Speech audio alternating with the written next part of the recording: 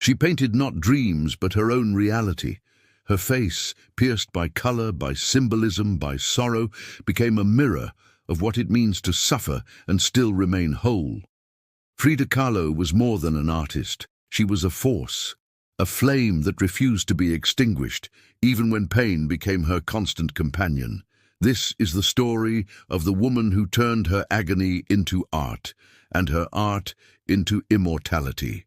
Frida Kahlo was born on July 6, 1907, in Coyoacán, a quiet town just outside Mexico City. From the beginning, her life danced between beauty and tragedy.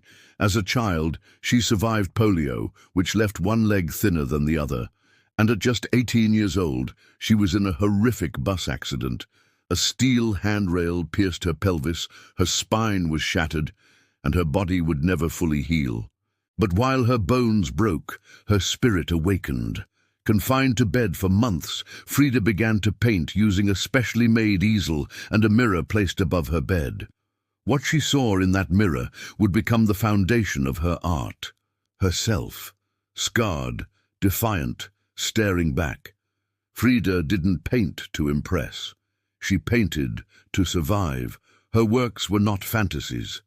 They were revelations. Bold, brutal, and drenched in color, her self-portraits examined pain, identity, femininity, and death. Often mistaken for surrealism, her paintings were deeply personal. As she once said, "They thought I was a surrealist, but I wasn't. I never painted dreams. I painted my own reality."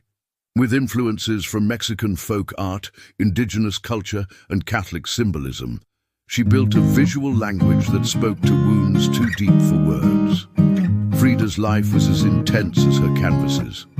She married the famed muralist Diego Rivera, a turbulent, passionate union marked by betrayal, infidelity, and shared political ideals.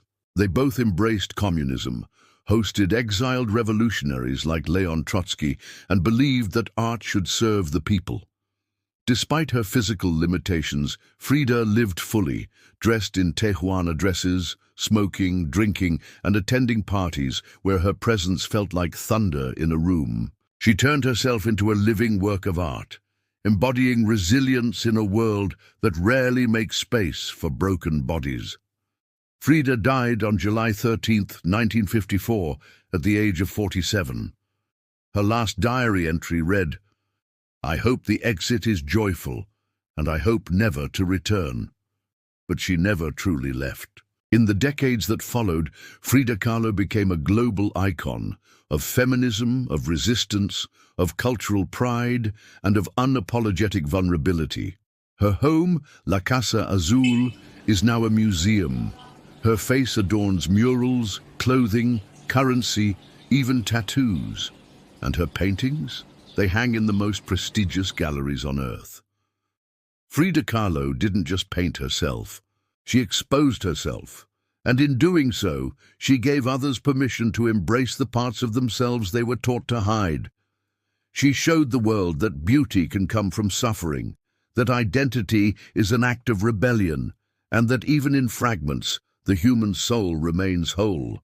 She was not just an artist, she was a legend. Don't forget to like, share, and subscribe to Chronicles of Legends, where history breathes and legends live again.